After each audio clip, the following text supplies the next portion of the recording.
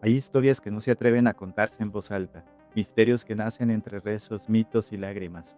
Porque, ¿qué pasaría si el terror más antiguo no fuera una maldición sino una revelación divina? En los rincones más silenciosos de México se susurra una idea que desafía toda creencia.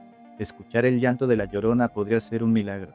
Para algunos, ese eco que atraviesa la noche no proviene de un espíritu maligno, sino de una figura sagrada, de algo que se confunde entre la fe y lo ancestral, una voz que muchos identifican como la Virgen del Tepeyac, la Virgen de Guadalupe, y lo que parece un lamento de muerte, para otros es una bendición. Te lo cuento.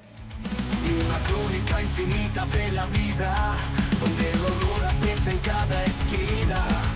Y curiosidades nos llenan la mente, o el terror nos abraza fuertemente. Lo que sabemos. Escuchar a la Llorona, según estas creencias, no es oír un dolor de un alma perdida, es escuchar a una diosa, a una deidad antigua, poderosa, que vive en la memoria de la tierra.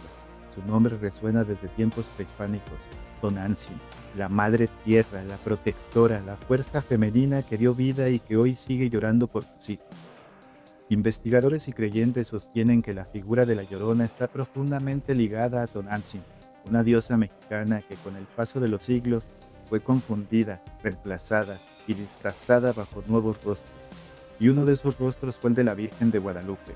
Detrás del manto verde y del rostro moreno, detrás de la imagen que hoy se venera en millones de altares, habita, según esta visión, la esencia de Tonantzin, una deidad que no murió con la conquista, sino que sobrevivió ocultándose en la nueva fe. Hay algo que une todos estos misterios. Los lugares donde la voz de la Llorona suelen escucharse cuentan que aparecen en cerros, en campo abierto, en ríos donde la niebla cubre el agua como un velo. Y no es casualidad, porque también en un cerro, el más sagrado de todos, el cerro del Tepeyac, Tonantzin, era adorada. Allí, donde más tarde la historia contaría que Juan Diego tuvo un encuentro milagroso, existía el eco de la diosa. Allí, donde dice que la Virgen se manifestó, antiguamente se reunía culto a la Madre Tierra. Esa coincidencia no pasa desapercibida para quienes investigan el vínculo entre las dos figuras. El mismo sitio, el mismo monte, la misma voz, un punto donde lo sagrado se fusiona con lo inexplicable. Por eso, para algunos, la Virgen de Guadalupe no está únicamente asociada con María, la Madre de Jesús, de origen judío y rasgos distintos, sino con una presencia mucho más mexicana, más profunda, más antigua, Tonantzin. Y bajo esa mirada la Virgen no solo representa fe cristiana, sino la continuidad de una diosa que nunca desapareció. Estas creencias sostienen que escuchar a la Llorona no significa cruzarse con un alma en pena, sino tener el privilegio de oír a la diosa de la fertilidad, a la Madre Tierra, a Tonantzin, llorando por sus hijos que se olvidaron de ella. Cuando llegaron los conquistadores, la religión impuesta cubrió el pasado con una nueva fe. Los antiguos dioses fueron desplazados, los templos destruidos, los nombres cambiados. Tonantzin pasó a un segundo plano, su imagen se transformó y en su lugar surgió la figura de María, la Virgen de Guadalupe. Pero, según esta interpretación, debajo de esa imagen aún vive la misma fuerza ancestral.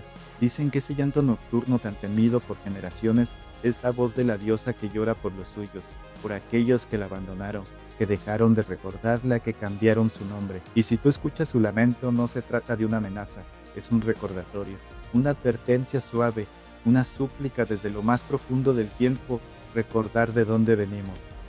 Esa revelación causa escalofríos incluso entre quienes no creen, porque el simple hecho de pensar que una aparición, sea una virgen o una llorona, implica presenciar algo fuera del humano, genera una sensación imposible de ignorar. Para muchos, una visión mariana es un milagro, para otros es un encuentro con lo desconocido, y el ser humano, ante lo desconocido, siempre tiembla.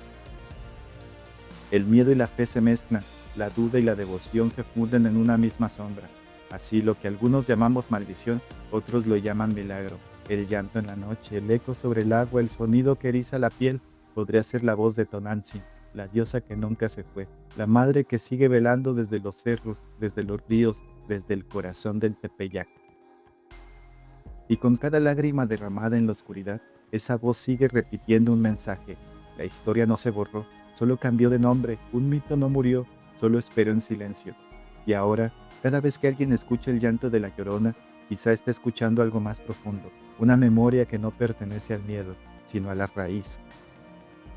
Quizá el llanto de la Llorona no sea advertencia sino plegaria, no sea lamento sino un llamado a recordar lo que alguna vez fue sagrado, porque en esa voz perdida entre el agua y el viento resuena la conexión entre dos mundos, entre la tierra y el cielo, entre la diosa y el pueblo. Y aunque el tiempo haya cambiado su nombre, su eco sigue muy vivo, en los cerros, en los ríos y en la memoria. Mantén los ojos bien abiertos porque la frontera entre lo real y lo desconocido puede desvanecerse en cualquier momento. Historias como esta forman parte de un universo que aquí llamamos Raruperia, un lugar donde lo inexplicable nunca muere, solo espera ser contado. Te lo juro que pasó.